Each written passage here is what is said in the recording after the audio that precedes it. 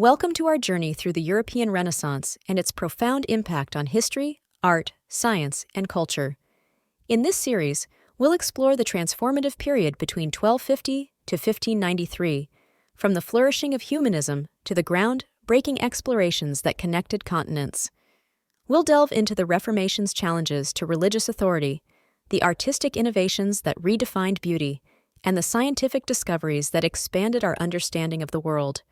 Join us as we uncover the legacy of the Renaissance and its enduring influence on the modern world. The Reformation marks a pivotal era in European history, characterized by the profound religious upheaval that led to the Protestant break from the Roman Catholic Church. This schism was propelled by figures like Martin Luther, who sought to address what they saw as corruption and doctrinal errors within the Church. The Roman Catholic Church responded with the Counter-Reformation, an intense effort to reform its practices and regain its spiritual and political supremacy. One might wonder about the connection between the Renaissance and the Reformation. The Renaissance, a period of cultural and intellectual rebirth, laid the groundwork for the Reformation. The revival of classical texts and humanist principles encouraged questioning and critical thinking, setting the stage for religious reformers to challenge the status quo. The interplay between the Renaissance and the Reformation significantly shaped early modern Europe, leading to a re-evaluation of religious beliefs, governance, and societal norms. While intertwined, these movements can also be seen as distinct. The Renaissance primarily concerned with cultural and intellectual renewal, and the Reformation with religious reform. Together, they contributed to the broader process of historical change, paving the way for modernity. The transition from the Renaissance to the Reformation is marked by the spread of humanism, art, and architecture from Italy to the rest of Europe. This cultural dissemination played a crucial role in bridging the intellectual and artistic Renaissance ideals with the religious reforms of the Reformation. Central to this transmission was the print revolution. The invention of the printing press by Johannes Gutenberg in the mid-15th century significantly lowered the cost of producing books and facilitated the rapid dissemination of knowledge. This technology was instrumental in spreading Renaissance humanism, and later, the ideas of the Reformation across Europe. A comparison of the materials being printed in Venice and Strasbourg around the start of the Reformation highlights the diversity of the print revolution's impact. Venice, a major Renaissance center, continued to print works related to humanism, classical texts, art, and science, reflecting the ongoing Renaissance influence. Strasbourg, located in the heart of Europe, became a hub for the printing of Reformation-related materials, including pamphlets, religious tracts, and translations of the Bible, which were crucial for spreading Protestant ideas. This dichotomy illustrates the print revolution's dual role in fostering the spread of both Renaissance humanism and Reformation principles, highlighting the complex interplay between cultural and religious transformations that shaped early modern Europe. Christian humanism represents a fusion of the Renaissance's humanist principles with Christian theology, emphasizing a return to the foundational texts of Christianity. This movement focused on the meticulous study of the Bible and the writings of the early Church Fathers, advocating for a Christianity that was both intellectually rigorous and spiritually profound. As Christian humanism developed, it naturally evolved into calls for religious reform. Advocates argued for a return to the simplicity and purity of the early Church's practices and theology, challenging the complexities and corruptions that had accrued over centuries. This desire for reform did not necessarily mean a break from the Catholic Church. Rather, it sought to rejuvenate Christianity from within. Desiderius Erasmus, one of the most prominent figures of Christian humanism, exemplifies this movement's ideals. Despite his critical views on the Church's practices, Erasmus remained a committed Catholic throughout his life. His works, including the Greek New Testament and In Praise of Folly, emphasized the importance of a personal, inward relationship with God and critiqued the superficialities of contemporary Christian practice. Erasmus's efforts to reform the Church from within highlight the complex nature of Christian humanism, which straddled the worlds of both traditional faith and the emerging critical spirit of the Renaissance. Martin Luther, a seminal figure in the Reformation, was initially influenced by Christian humanism, absorbing its emphasis on returning to the sources of Christian faith, the Bible, and early Church Fathers' writings. However, Luther's engagement with these texts led him to conclusions that drastically diverged from the Catholic Church's teachings, culminating in his break from the Church. Luther's theology can be summarized by three core principles: sola fide, faith alone; sola gratia, grace alone; and sola scriptura, scripture alone. He argued that salvation could not be achieved through good works, but was a gift of God's grace received through faith in Jesus Christ. This perspective fundamentally challenged the Catholic Church's teachings, rendering traditional practices like indulgences, most sacraments, and the hierarchical clergy system unnecessary in the eyes of many believers. The impact of Luther's theology was profound. It diminished the perceived necessity of the institutional church and its sacraments for salvation. Secular leaders in Northern Europe began to take control of churches, leading to the establishment of state churches in many areas. Luther's translation of the Bible into the vernacular made the scriptures accessible to a wider audience, empowering individuals to interpret the Bible for themselves, a principle that was foundational to humanist thought. The Reformation also had a significant influence on art, particularly in Northern Europe. Artists like Peter Bruegel the Elder began to incorporate themes and values reflective of Protestant beliefs into their work. This included a focus on everyday life, moral lessons, and criticisms of the Church, demonstrating the Reformation's broad impact beyond theology and ecclesiastical structure to culture and society at large. Erasmus of Rotterdam, Thomas More, and Juan de Vives are pivotal figures in the Christian humanism movement, which sought to reconcile classical humanist ideals with Christian faith, emphasizing a return to the original scriptures and early Christian texts for spiritual and moral guidance. Erasmus of Rotterdam stands out as the most influential Christian humanist of his time. His significance lies in his scholarly works, such as the Novum Instrumentum Omni, a critical edition of the New Testament, which facilitated a more accurate understanding of Christian texts. Unlike many of his contemporaries, Erasmus advocated for reform within the Catholic Church rather than breaking away from it. He emphasized moral and educational reform, aiming to apply humanist scholarship to Christian theology. Erasmus's approach to humanism was marked by his commitment to peace, tolerance, and a deep respect for individual conscience, contrasting with the more secular and political humanism of figures like Machiavelli. Niccolò Machiavelli, on the other hand, focused on political theory and the pragmatic aspects of governance, as evidenced in his seminal work, The Prince. Machiavelli's writings emphasize the effectiveness of rule over moral or ethical considerations, famously encapsulating the idea that the ends justify the means. This pragmatic approach to politics stands in stark contrast to Erasmus's idealistic vision of a society guided by Christian morals and ethics. Thomas More and Juan de Vives also contributed significantly to the Christian humanism movement. More's Utopia presents an ideal society based on reason and kindness, rather than the pursuit of power, reflecting his humanist ideals. Juan de Vives, a Spanish humanist, focused on education and social reform, advocating for the education of women and the care of the poor, demonstrating the practical application of Christian humanist principles. Together, these three figures exemplify the Christian humanist belief in the power of education and moral reform to improve society, contrasting with Machiavelli's focus on the mechanics of power and statecraft. The Renaissance spread beyond Italy to the Low Countries, France, and Spain, each region developing its unique cultural and artistic expressions.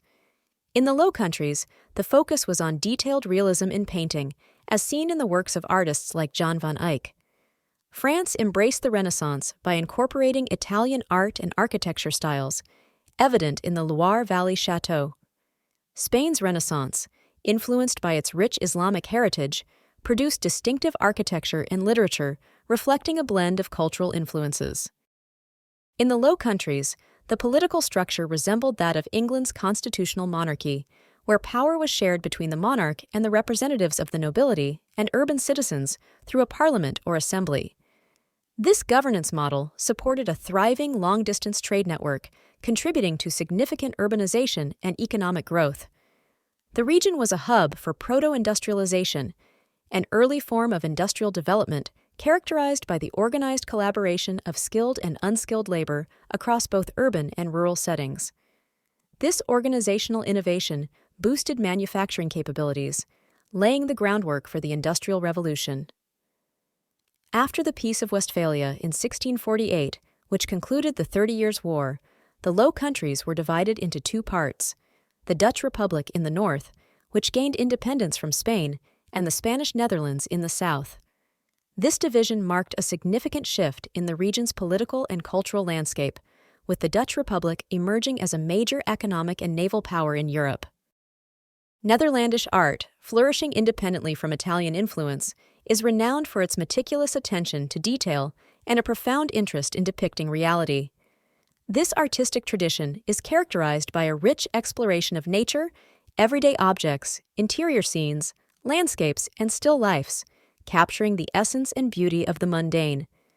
A defining feature of Netherlandish art is the innovative use of oil paints, which allowed artists to achieve unparalleled depth, texture, and luminosity in their works.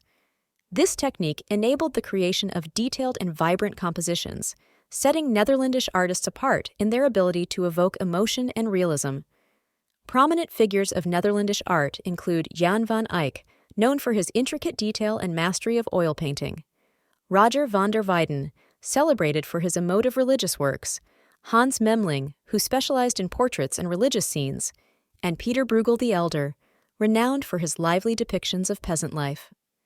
Later, Peter Paul Rubens brought dynamism and color to Baroque art, while Rembrandt and Jan Vermeer are celebrated for their profound mastery of light and shadow, bringing everyday scenes and individuals to life with an unprecedented depth of emotion and realism. Low Countries. Humanism, with its roots in the Devotio Moderna movement, emphasized personal spirituality over formal rituals and theoretical dogma. This focus on the inner life reflected a broader shift towards valuing the dignity and potential of the individual, a hallmark of humanist thought. Erasmus, a leading figure in Christian humanism, embodied this shift through his advocacy for moral reform and education. He championed a return to the sources of Christianity and an earnest engagement with classical studies, believing in the power of education to cultivate virtue and wisdom. The humanist emphasis on individual dignity and the capacity for reason also found expression in legal thought, most notably in the work of Hugo Grotius. His On the Law of War and Peace, De Jure Belli et Pacis, laid the foundations for modern international law. Grotius argued that nations, like individuals, are subject to universal moral principles derived from natural law, which respects the inherent dignity of humans.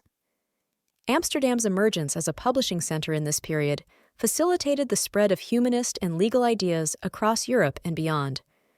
The city's vibrant intellectual and commercial networks made it a focal point for the exchange of ideas, contributing to the enduring impact of Low Countries humanism on European thought and culture.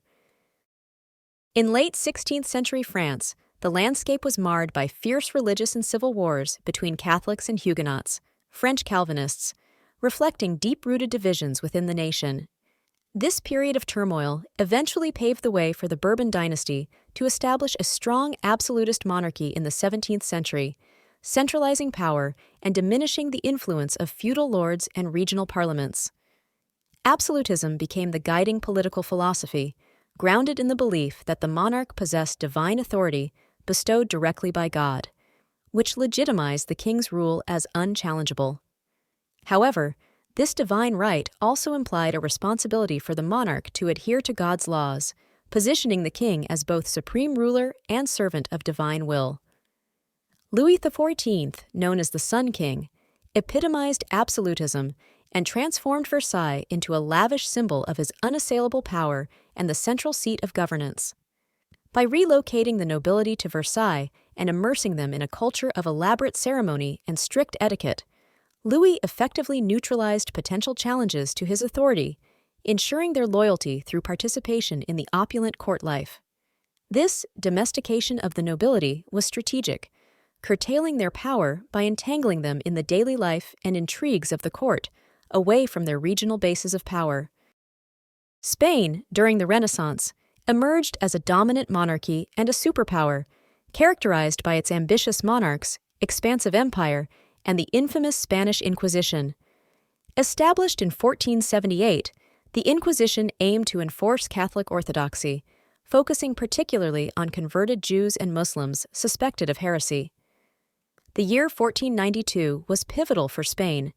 It marked the conclusion of the Reconquista with the capture of Granada, the last Muslim stronghold, the expulsion of Jews who refused conversion to Christianity, and Christopher Columbus's voyage, which opened the New World to European exploration and conquest. These events underscored Spain's religious and imperial ambitions. Under Philip II's reign, 1556 to 1598, Spain embraced absolutism, with the monarch wielding centralized power, asserting divine right, and furthering Spain's territorial and cultural influence. Philip's reign saw Spain reach its zenith in terms of prestige, territorial expansion, and maritime power. The Escorial, an architectural masterpiece commissioned by Philip II, served both as a royal residence and a mausoleum for Spanish monarchs. Its construction symbolized the power and religious devotion of the Spanish monarchy. However, Spain's attempts to maintain its hegemony faced challenges, notably the defeat of the Spanish Armada in 1588. Intended to overthrow Protestant England and restore Catholicism, the mission's failure marked a turning point, gradually diminishing Spain's dominance in European affairs. During the Spanish Golden Age, a period of flourishing arts and literature, Spain experienced significant cultural achievements amidst its political and military endeavors. Humanism had a profound impact on Spanish intellectual life, leading to the creation of notable works such as the Complutensian Polyglot Bible, which presented the Bible in Hebrew, Greek, and Latin side by side. This work symbolizes the era's commitment to scholarly pursuits and the study of classical languages. Erasmianism, the movement inspired by Erasmus's calls for religious and intellectual reform, gained traction in Spain until Erasmus's works were banned in 1559 due to their challenge to Orthodox Catholic teachings. Despite this, figures such as Saint Teresa of Avila and Miguel de Cervantes made lasting contributions to Spanish literature and spirituality. Saint Teresa's mystical writings and Cervantes's Don Quixote each reflect the complex interplay of spiritual and humanistic themes characteristic of the period. In painting, the era is distinguished by the works of El Greco and Diego Velázquez, whose styles bridged Renaissance and Baroque sensibilities. Velázquez, in particular, was influenced by Italian Renaissance innovations in his use of perspective, light, and shadow, as well as his realistic portrayal of human subjects. His time in Italy exposed him to the works of Italian masters, enriching his technique and contributing to his development of a distinctive style that combined the realism and depth of the Renaissance with the emotion and dynamism of the Baroque period. Velázquez's mastery of these elements is evident in works such as Las Meninas, which remains a pinnacle of Western art history. The era of early modern trade, exploration, and conquest, spanning from the late 15th to the early 18th centuries, marked a transformative period in global history. This epoch was characterized by European maritime powers venturing beyond their traditional borders in search of new trade routes, territories, and resources, driven by economic ambitions, technological advancements, and a desire for expansion. Trade. The quest for spices, silks, gold, and other valuable commodities led to the establishment of expansive trade networks. The Portuguese and Spanish were pioneers in this endeavor, with Portugal establishing a sea route to India and Spain, exploring the Americas. These ventures reshaped global trade patterns, integrating economies across continents through the exchange of goods, cultures, and ideas. Exploration.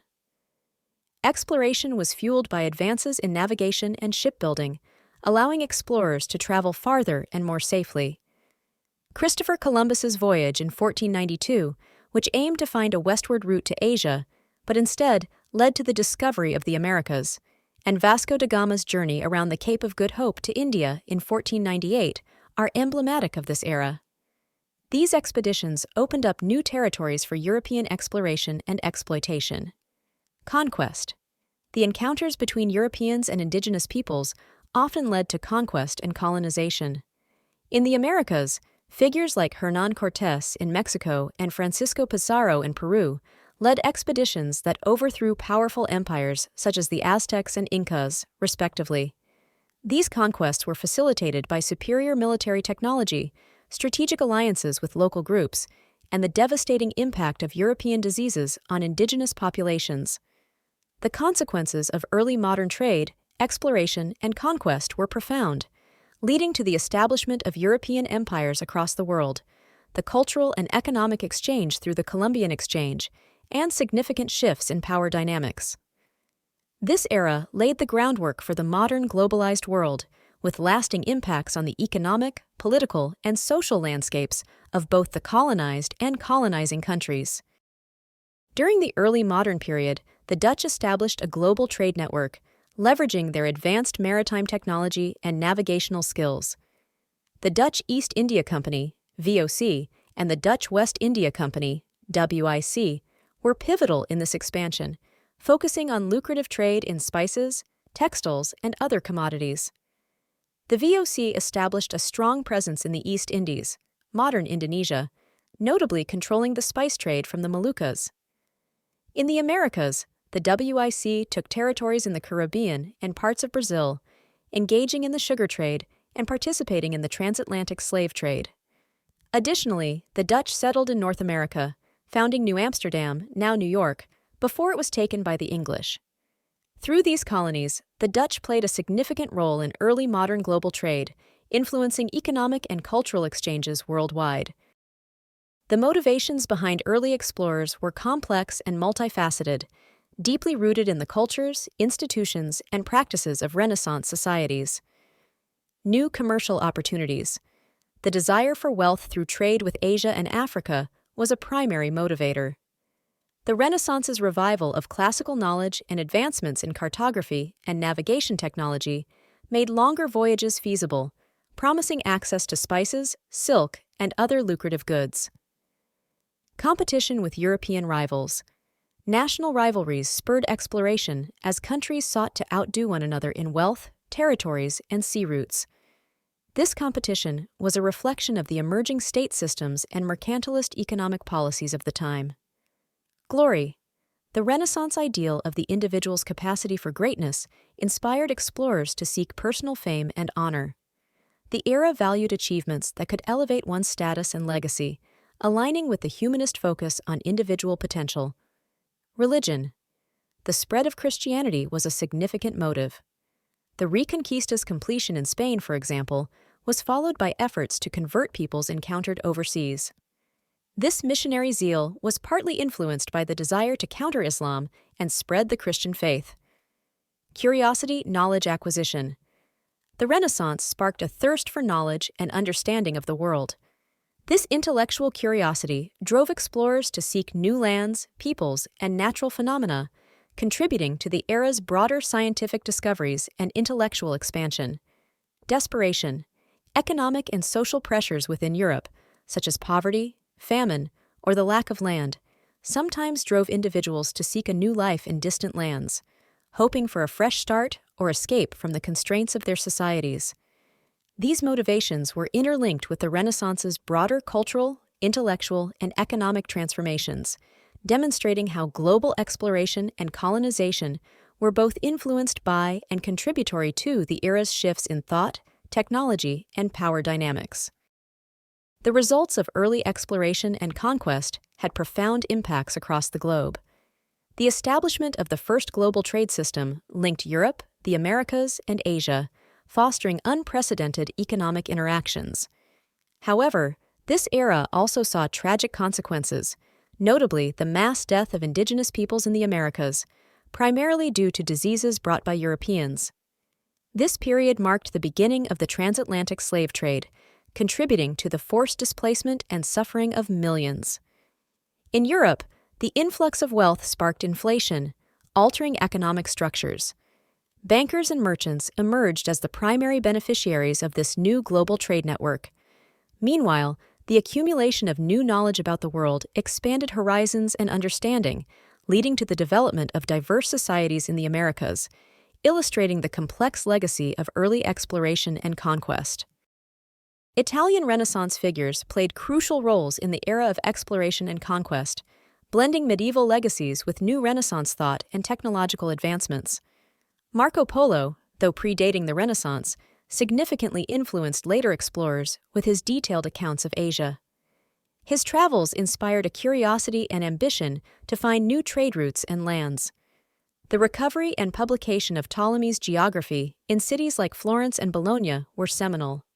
This work, with its maps and emphasis on empirical observation, provided a scientific framework for understanding the world's geography, encouraging exploration.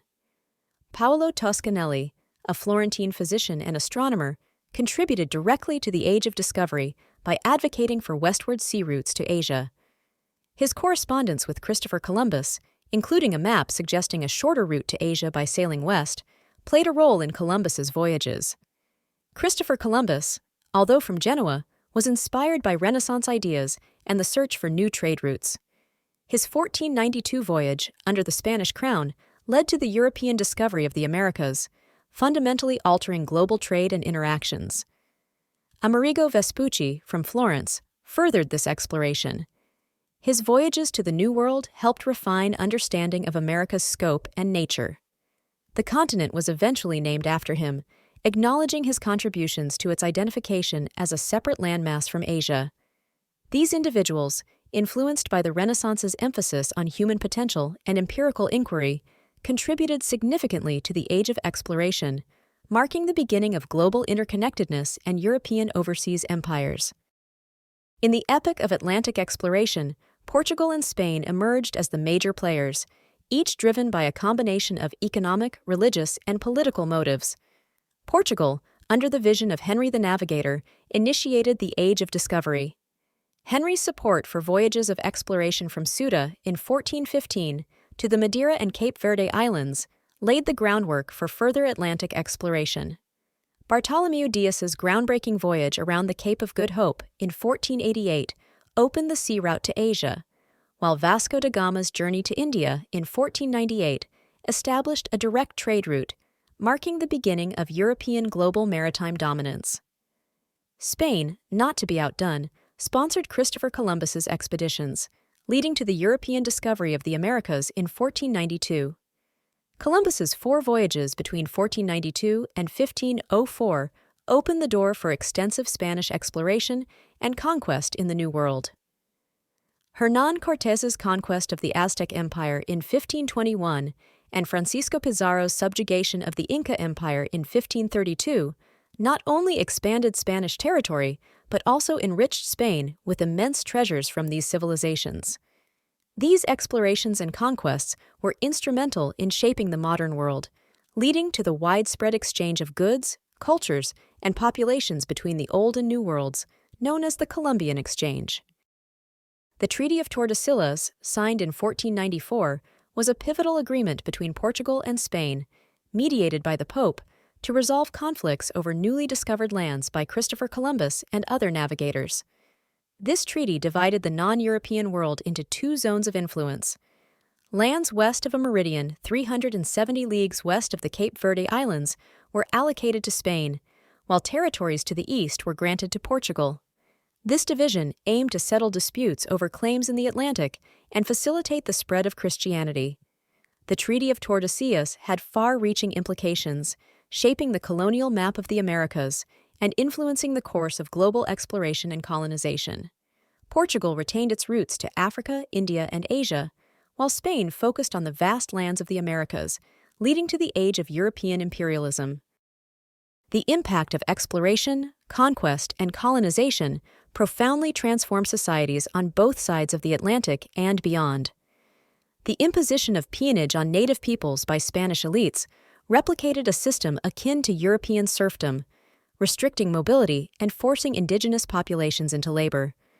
The spread of Old World diseases such as smallpox, measles, diphtheria, mumps, and influenza had catastrophic effects, decimating 85–95% of the indigenous populations. These diseases, to which the native peoples had no immunity, facilitated European conquest and colonization by drastically reducing the resistance they faced. The Columbian Exchange, a term referring to the massive exchange of plants, animals, and culture between the Old and New Worlds, had lasting effects on global diets and economies. Horses, pigs, draft animals, apples, oranges, and wheat were introduced to the Americas, transforming the landscape and indigenous ways of life. Conversely, crops like potatoes, tomatoes, coffee, and corn were transported from the Americas to Europe, significantly enriching diets and agricultural diversity. Additionally, crops such as rice, bananas, and sugar were moved from Asia to Europe and then to the Americas, illustrating the global nature of these exchanges.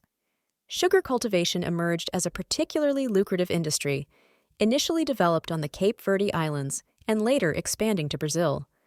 The demand for labor in these sugar plantations led to the intensification of the transatlantic slave trade, with African slaves being transported under brutal conditions to work in the New World.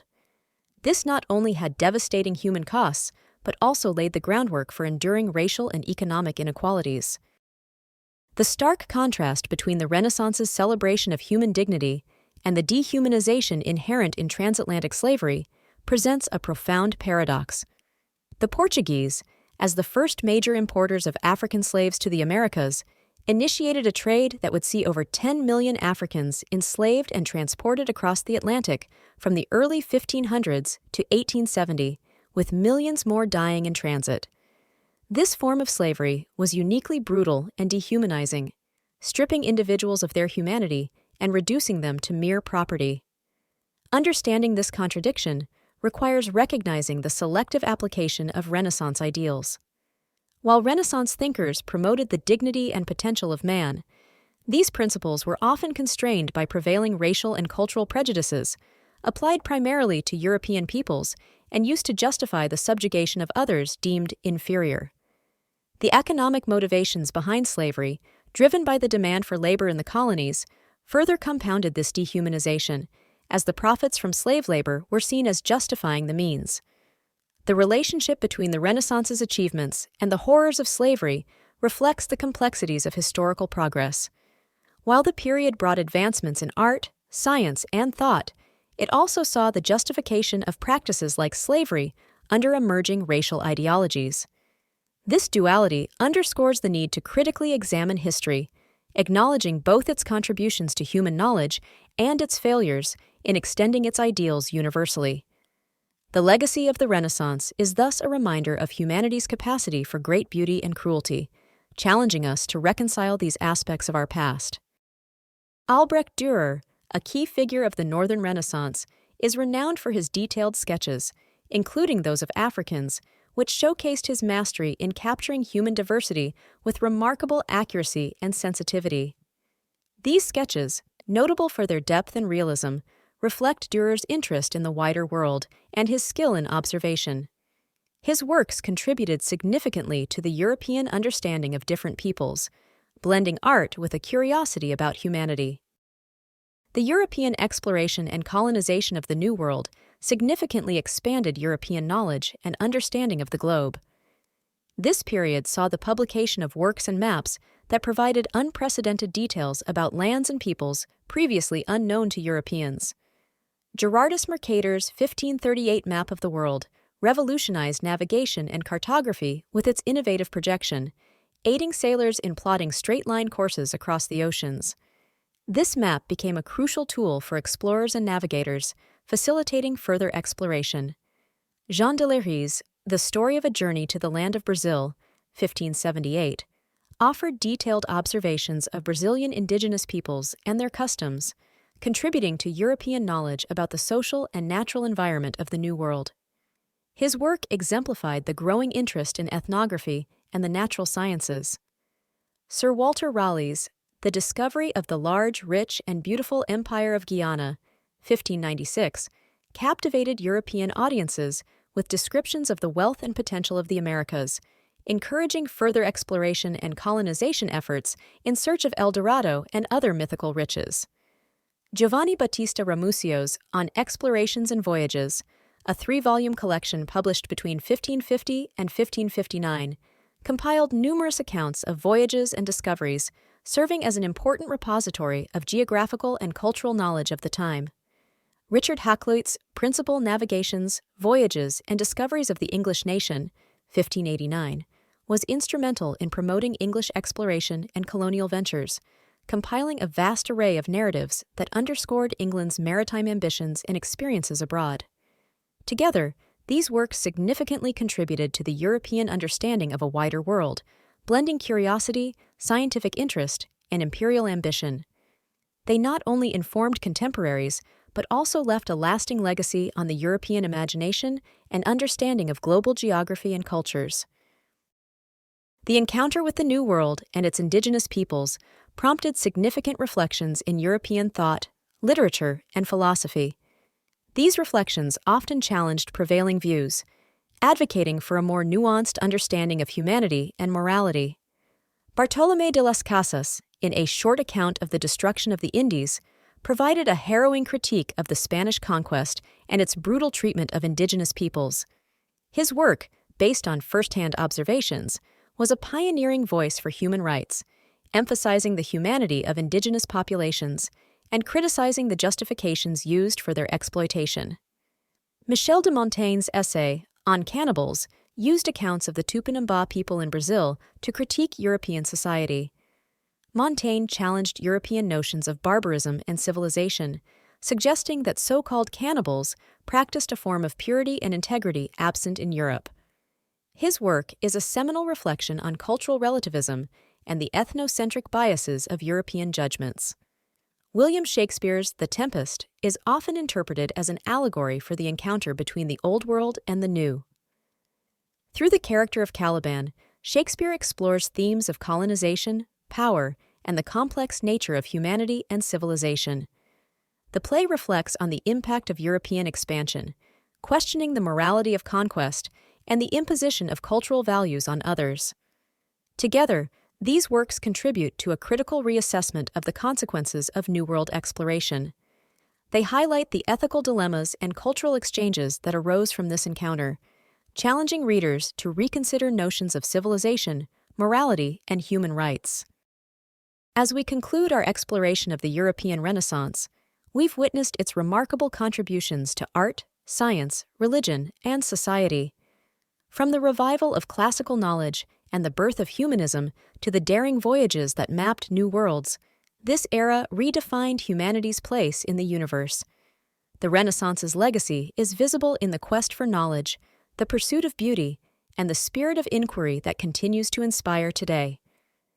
Thank you for joining us on this enlightening journey through one of history's most transformative periods.